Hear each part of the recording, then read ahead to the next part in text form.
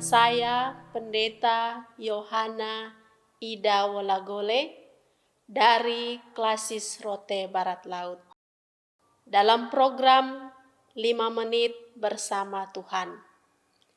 Bacaan firman Tuhan terambil dari Filemon pasal 1 ayat 18 hingga 22 dengan tema Gereja sebagai komunitas penyembuh.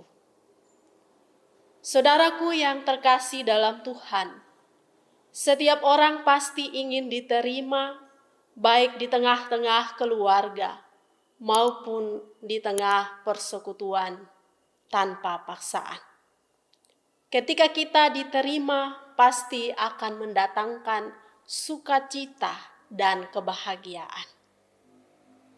Ketika kita menjalani kehidupan setiap hari, kita juga pernah mengalami keretakan dalam hubungan, baik hubungan suami istri, orang tua, dan anak, hubungan rekan kerja, dan hubungan yang lain-lainnya. Dalam hubungan itu sudah pasti ada salah paham ataupun konflik yang membuat perasaan terluka, hancur, dan juga hubungan menjadi renggang.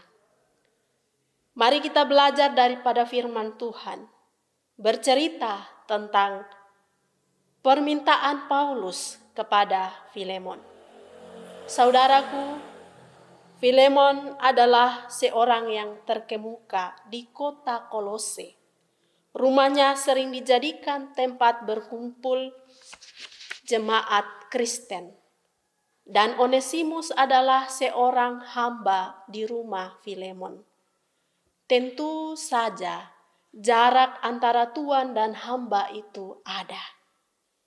Hamba sudah pasti tidak punya hak atas segala sesuatu yang ada di rumah itu. Onesimus melarikan diri karena satu kesalahan yang diperbuatnya, yang membawanya masuk ke dalam penjara. Dan di dalam penjara itu, Onesimus bertemu dengan Rasul Paulus. Sudah pasti hubungan Filemon dan Onesimus menjadi kurang baik.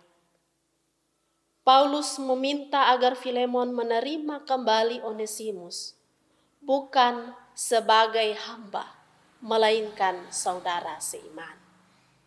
Pandangan Filemon tentang Onesimus bahwa ia tidak lagi berguna, tetapi bagi Paulus, semua orang pasti berguna asal diberikan kesempatan.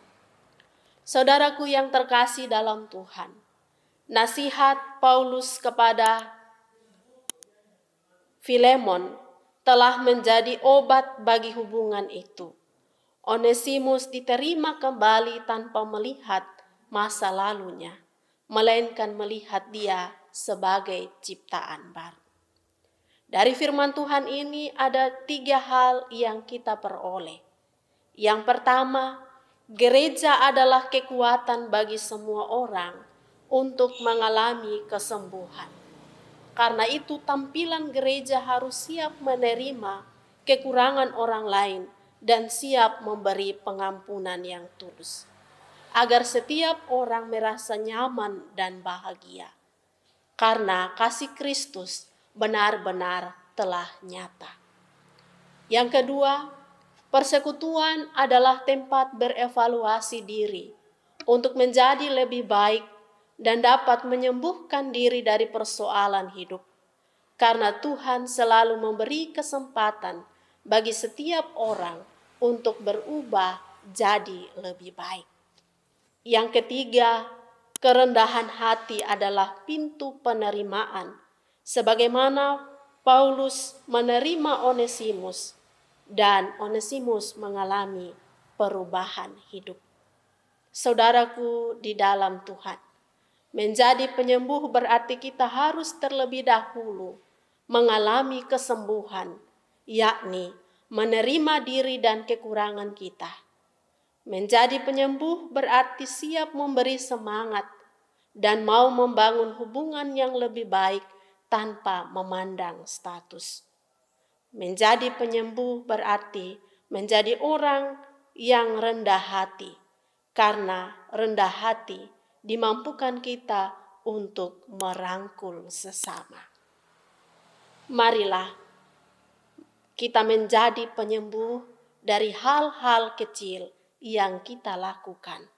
Tuhan Yesus memberkati kita. Amin.